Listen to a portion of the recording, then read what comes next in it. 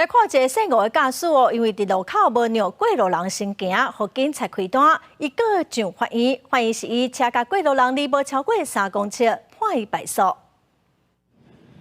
伫台北内湖这个无车红灯的路口，一台白车要冲过斑马线，无停落来先让过路人，尾仔去互警察抓落来开红单。白车驾驶不服，认为家己有和行人保持距离，提出行政诉讼。不过法院认为伊和行人的距离无到3公尺，判伊败诉。那个有关于礼让行人的部分的话，就是要跟行人保持就是3组整木纹的距离。